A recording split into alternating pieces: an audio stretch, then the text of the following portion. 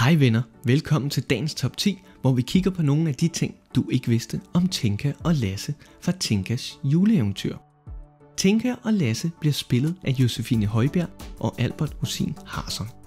De to har masser af sjove historier og hemmeligheder for optagelserne. Dem har jeg fundet til dig.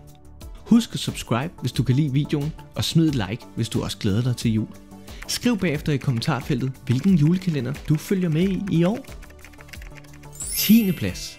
Josefine og Albert har gemt souvenirs fra optagelserne. Efter alle de lange timer på optagelserne, besluttede Josefine og Albert at beholde nogle små minder fra sættet.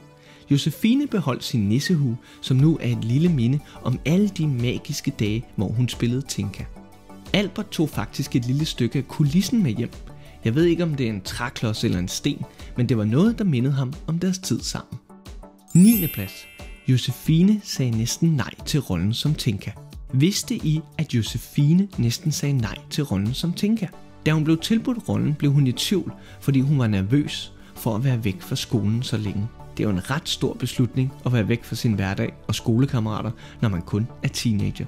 Heldigvis besluttede hun sig for at sige ja, og vi er nok alle enige om, at vi slet ikke kan forestille os en anden som Tinka. 8. plads. Albert og Josefine blev castet som et par. Albert og Josefine blev begge valgt til rollerne som Tinka og Lasse gennem en castingproces. Da de blev sat sammen til prøverne, kunne casterne straks se, at de passede helt perfekt sammen som Tinka og Lasse. Der var bare noget helt specielt ved deres kemi fra starten, og det gjorde dem til det helt rigtige valg for serien. 7. plads. Albert elsker musik. Hvis du også elsker musik, så er du ikke alene. Albert spiller nemlig både klaver og guitar og har en kæmpestor passion for musik. Han bruger sin fritid på at spille og udvikle sit talent, og han har fortalt, at musik er noget, han ikke kan undvære i sin hverdag. 6. plads.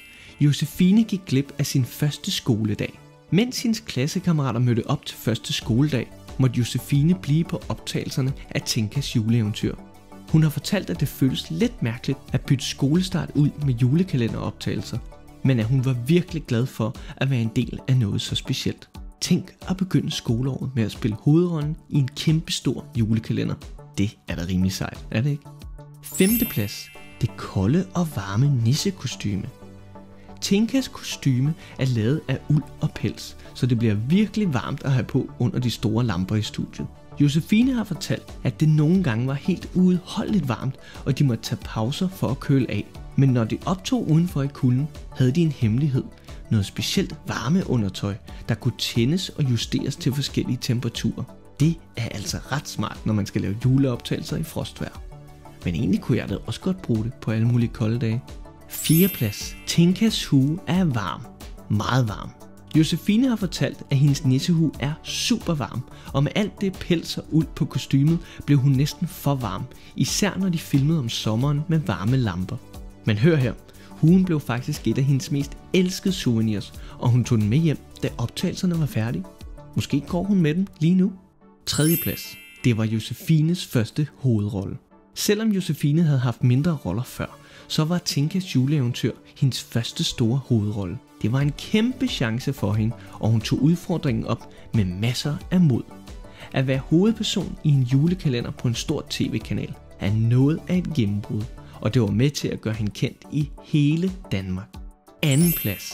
Tinka og Lasse havde stuntdobler til nogle scener. Selvom Josefine og Albert selv lavede det meste af deres skuespil, så brugte produktionen nogle gange stuntdobler til de farligste scener. Der er nemlig visse ting, som skuespillere ikke selv kan udføre for deres egen sikkerheds skyld. Stuntdoblerne er nogen, der ligner Josefine og Albert, så man ikke kan se forskel, når der bliver klippet til dem. Doblerne sørgede for, at scenerne blev actionfyldte og farlige uden risiko for skader. Det er ret sejt at have sin egen stuntdobbel, er det ikke? 1. plads. Tinka og Lasse er blevet som søskende, ikke kærester. Efter alle de lange dage og timer på optagelserne, beskriver både Josefine og Albert deres venskab som et søskendeforhold. De har lavet næsten alt sammen i flere måneder, spist morgenmad, øvet replikker og endda børstet tænder sammen.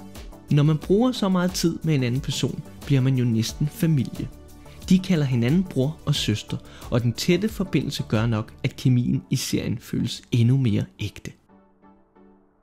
Det var de 10 ting, du måske ikke vidste om Tinka og Lasse. Husk at give videoen et like og subscribe, så du ikke går glip af flere sjove top 10 lister. Vi ses næste gang, venner.